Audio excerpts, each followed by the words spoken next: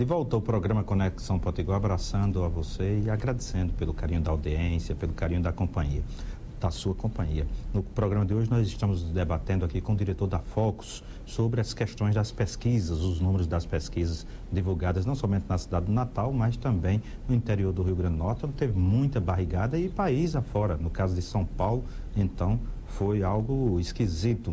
Nós vamos ao Momento Veredas com Clésio Brezeguelo e voltamos na sequência conversando com George Lau. É um minuto só, vamos lá. Hoje não sou eu que vou falar a respeito do conceito veredas, mas outros veredianos que compreenderam o conceito de moradia com qualidade de vida. Olha, na verdade, é um conceito que a gente, quando era pequeno, tinha a liberdade de estar na rua, brincar e correr.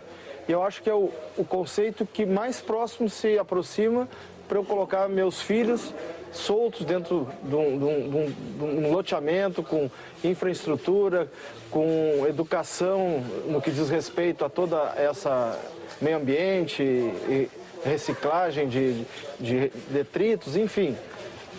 O que busco aqui para minha família é exatamente dar para eles uma oportunidade de estar com os pés no chão e podendo estar inserido nesse conceito que é o futuro, né? Em termos de moradia e bem-estar. Como vocês puderam perceber, muitas pessoas já entenderam que viver com sustentabilidade é a melhor opção. Venha você também conhecer o conceito veredas de urbanizar. Ok, você acompanhou aí o Conceito Veredas com Clésio Brezeguelo e nós voltamos agora conversando com o George Lau, que é diretor da Focus, sobre esses números de pesquisas.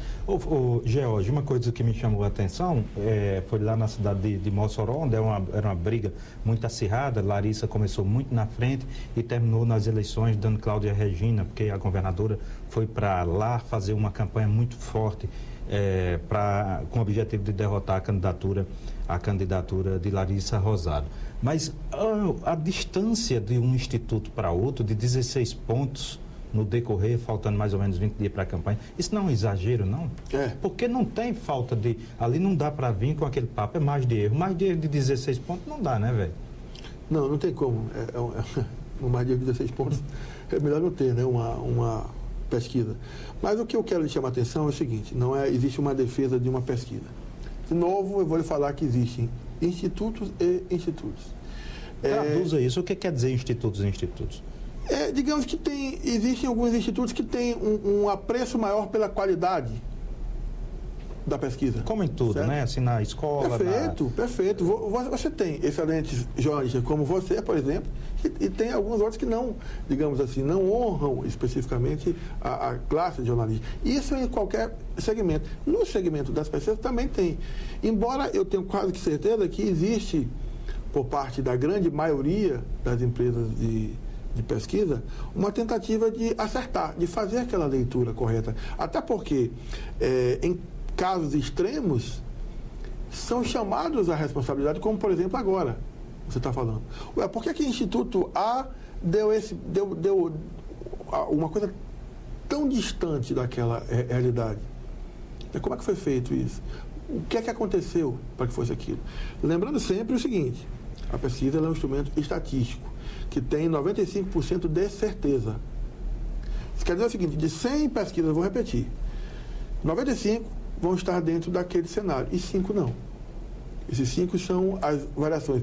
Obviamente que esses 5 que não estão dentro desse cenário, também não podem ter extremos, perfeito? Mas eu acredito muito que, após essas eleições, vai existir, talvez até pelos próprios institutos, um maior controle. Eu acredito também que, pelo que houve também, deva existir talvez algumas tentativas de regulamentar um pouquinho mais a fundo a questão dessas pesquisas nos municípios. O poder do cliente, não é? Até que ponto o cliente pede para mexer no número ou sugere que ele ganhe ali na pesquisa para ele usar melhor? Há esse tipo de tentativa de sedução por parte de alguns clientes ou não? Olha, existem relatos que sim.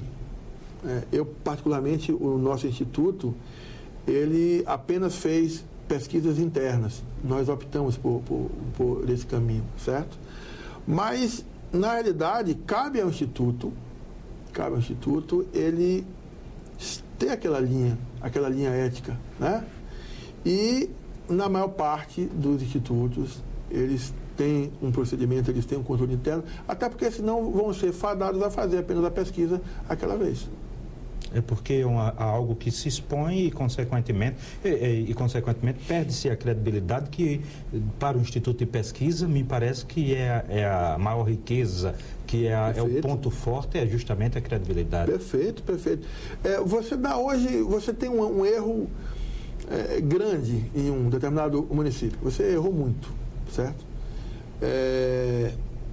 Assim, não citando o município, mas tem um instituto que fez aí num determinado município que um candidato A iria ganhar com 20 pontos, certo? Faltando, não falhar a memória, 10 dias.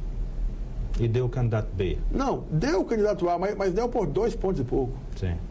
Aí 18 pontos. Detalhe, e com margem de erro de 3. Então, o que foi que houve? 19 pontos, no caso. Né? Então, quer dizer, são algumas coisas que assim, necessitam realmente de um certo controle, de uma certa discussão. Ser mais criterioso, né? Talvez. Eu não diria mais criterioso, mas talvez uma filtragem melhor da escolha dos institutos de pesquisa. Aqui na nossa cidade vizinha, em Parnamirim, teve um instituto que deu, às vésperas das eleições, empate. Aí vem, conta os votos, o prefeito tem quase 13 mil votos em relação ao segundo colocado. Agora, veja bem, isso é uma análise muito pontual também, sempre levantando a bola nesse sentido. Quantos indecisos havia? Qual é a tendência desses indecisos? Né? Qual é a cristalização do candidato A e do candidato B? Porque você tem uma intenção, você faz uma pergunta... Sim, mas quando você vai divulgar, o Instituto não tem que levar em consideração todos esses elementos? Ele vai te dar os números, mas a análise ele não vai te dar. A análise é uma análise de marketing. Então, o candidato, vamos supor, Parnamirim, Maurício e Gilson Moura, certo? Hipoteticamente, empate técnico. Quanto que está cristalizado de Gilson? Qual é o percentual dos votos de Gilson que estão cristalizados? Porque o fato de você decidir, entre Maurício e Gilson Moura, hipoteticamente, mas está cristalizado realmente ou existe uma possibilidade de mudança? Qual é o percentual disso? Qual é o percentual de saída desse voto? Você não acha que na divulgação deveria, então, dar esses outros números?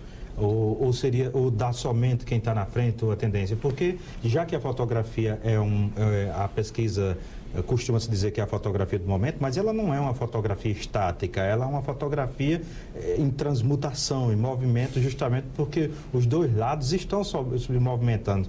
Os dois lados, para não dizer 4, porque tem os candidatos nanicos nessa história também. Queria que você comentasse isso no próximo bloco. A gente volta em 1 minuto conversando com o diretor da Focus, George Lau. O intervalo é pequeno, a gente volta rapidinho.